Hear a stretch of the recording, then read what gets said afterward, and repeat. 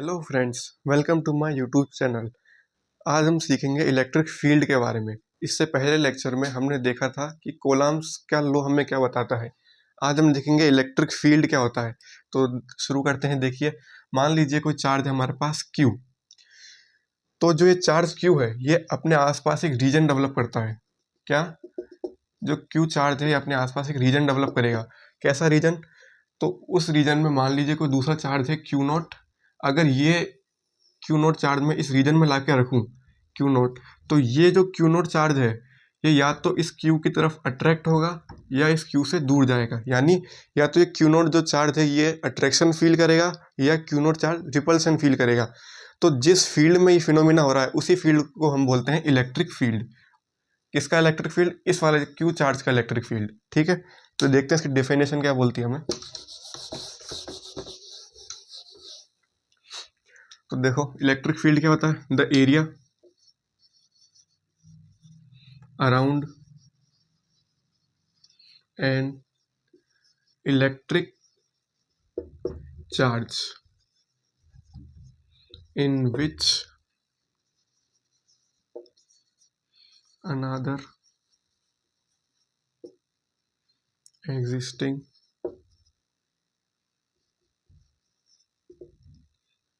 charge experience attraction or repulsion. This area is known as electric field of first charge. देखिए, definition क्या हमें बता रही है? The area around an electric charge. कोई भी चार्ज है हमारे पास, मान लीजिए Q, उस Q के आसपास का यानी अराउंड जो भी एरिया है उसमें क्या, इन विच अनादर एग्जिस्टिंग चार्ज, यानी जो आसपास का जो एरिया है Q के उसके अंदर अगर मैं कोई दूसरा चार्ज, ये वाला Q0 मान लीजिए चार्ज है, ये जो चार्ज है Q0, इसको अगर मैं लाके इस फील्ड में रखूं तो the existing charge experience attraction और रिपल्सन। यानी जो जो ये चार्ज है Q0 या तो इस Q की तरफ अट्रैक्ट होगा या इस Q से दूर जाएगा। यानी या तो ये अट्रैक्शन फील करेगा या ये रिपल्सन फील करेगा। तो इसी एरिया को हम क्या बोलेंगे? Electric field. ठीक है, हमें इलेक्ट्रिक फील्ड की डेफिनेशन समझ में आ गई।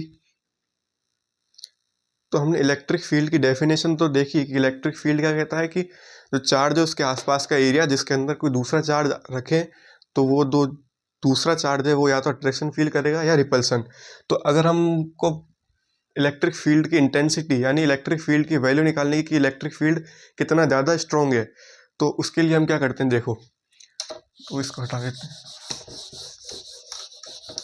मैं कहूँ इलेक्ट्रिक फील्ड इंटेंसिटी यानी इंटेंसिटी इलेक्ट्रिक फील्ड की इंटेंसिटी यानी इलेक्ट्रिक फील्ड कितना ज़्यादा स्ट्रॉन्ग है, तो वो हम कैसे निकालते हैं?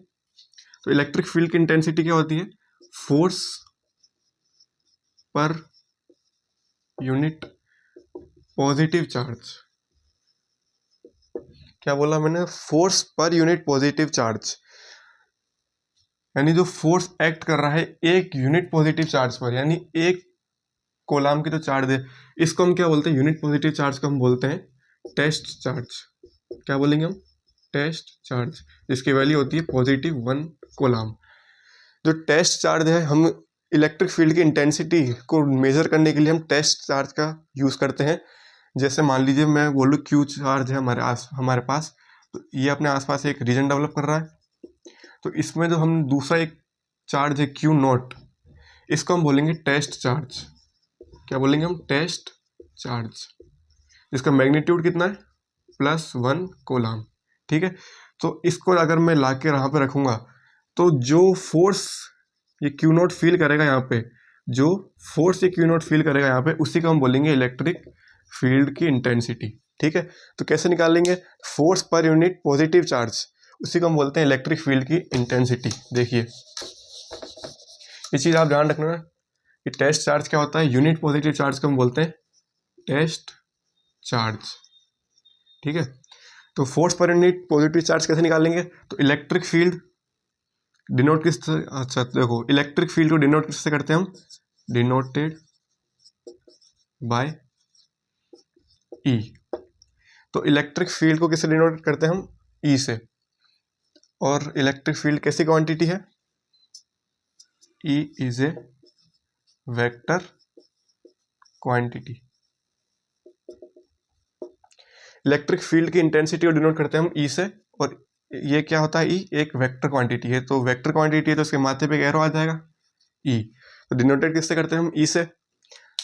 ये एक वेक्टर क्वांटिटी है तो कैसे लिखेंगे हम, इसका फॉर्मूला क्या बनेगा हमारे पास, ई इज इक्वल्स टू, देखिए force per unit positive charge, यानी force per unit positive charge q not.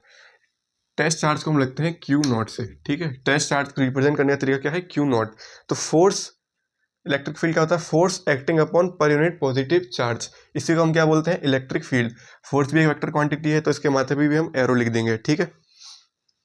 तो ये हमारे पास इलेक्ट्रिक फील्ड की इंटेंसिटी का फॉर्मूला आया। क्या आया हमारे पास, इलेक्ट्रिक फील्ड की इंटेंसिटी का formula, E is equals to F upon में क्यू नॉट। इसकी एसआई यूनिट की बात करें, देखिए एसआई यूनिट क्या होगी इसकी, एसआई यूनिट ऑफ E क्या होगी, फोर्स, फोर्स की यूनिट क्या होगी, न्यूटन। क्यू, क्यू नॉट क्या है, टेस्ट चार्ज, लेकिन टेस्ट चार्ज भी तो एक चार्ज है ना, तो चार्ज की क्या होती है यूनिट, कोलाम। तो इसकी क्या होगी, न्यूटन अपॉन कोलाम। ऐसा यूनिट ऑफ इलेक्ट्रिक फील्ड क्या होगी, न्यूटन अपॉन कोलाम, ठीक है। या एक और इसकी यूनिट होगी जो आगे हमें पता चलेगी क्या होती है, वोल्ट अपॉन में मीटर, ठीक है, वोल्ट अपॉन मीटर। तो अब इसका एक और चीज देखते हैं, डायमेंशनल फॉर्मूला क्या होगा इसका,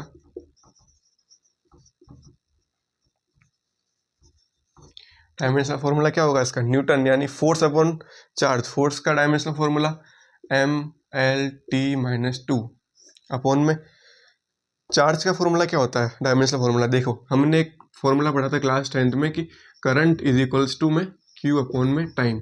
तो आई तो फंडामेंटल क्वांटिटी है, टाइम भी फंडामेंटल क्वांटिटी है, तो हमें क्यू का डायमेंशनल फॉर्मूला निकालना है। तो कैसे निकालेंगे, क्यू इज इक्वल्स टू क्या हो गया, आई टी। क्यू का डायमेंशनल फॉर्मूला क्या हो जाएगा, आई का क्या होता है रिप्रेजेंट करने का तरीका, ए यानी एम्पियर, टाइम को इसमें लिखते हैं हम सेकंड में, और इसको डायमेंशनल फॉर्मूला में क्या लिखेंगे, टी। तो क्यू का डायमेंशनल फॉर्मूला कितना आया, A1 T1। तो लिख दे कोलाम को क्या बोलेंगे हम, A1 T1, ठीक है। इसको ऊपर ले लेते हैं तो डायमेंशनल फॉर्मूला क्या बनेगा, M1 L1 T, ये माइनस, ये 1 पॉजिटिव ऊपर जाके माइनस का, तो माइनस का 3 और A-1। तो ये हमारे पास डायमेंशनल फॉर्मूला बना, ठीक है। तो ये किसका डायमेंशनल फॉर्मूला हो गया हमारे पास, इलेक्ट्रिक फील्ड की इंटेंसिटी। तो हमने देखा इलेक्ट्रिक फील्ड की इंटेंसिटी क्या होती है कि किस जगह पर इलेक्ट्रिक फील्ड कितना ज़्यादा स्ट्रॉन्ग है। एक और चीज़ हम देखते हैं, चलो देखो ये क्या है, एक वेक्टर क्वांटिटी है, वेक्टर क्वांटिटी है तो इसकी एक डायरेक्शन होगी। तो इलेक्ट्रिक फील्ड की जो डायरेक्शन होती है वो क्या होती है, जो फोर्स जो एक्ट कर रहा है उस पॉजिटिव चार्ज पे, मान लीजिए जो चार्ज था क्यू, इसका जो इलेक्ट्रिक फील्ड का जो रीजन था ये, इसके अंदर एक और चार्ज हमने रखा क्यू नॉट। तो जो इलेक्ट्रिक फील्ड की इंटेंसिटी की डायरेक्शन होगी तो वो इस, या अगर ये क्यू नॉट अट्रैक्ट होगा तो उस तरफ होगी, या क्यू नॉट रिपेल होगा तो उस तरफ होगी। यानी जिस तरफ में फोर्स एक्ट कर रहा है, जो अट्रैक्शन फोर्स हो रहा है, तो इलेक्ट्रिक फील्ड की इंटेंसिटी की डायरेक्शन भी क्यू की तरफ होगी। अगर रिपल्सन फील कर रहा है क्यू नॉट, तो इलेक्ट्रिक फील्ड की इंटेंसिटी की डायरेक्शन भी उसी तरफ होगी। तो इसकी डायरेक्शन क्या होगी, जहाँ पर फोर्स एक्ट कर रहा है, ठीक है। इलेक्ट्रिक फील्ड वेक्टर क्वांटिटी है तो इसकी डायरेक्शन होगी जहाँ पर फोर्स एक्ट कर रहा है उस चार्ज पर।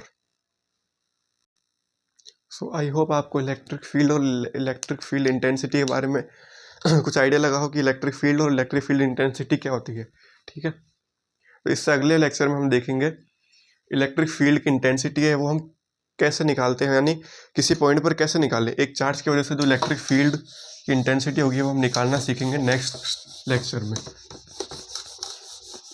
अगर आपको वीडियो अच्छी लगी हो तो वीडियो को लाइक करें, शेयर करें।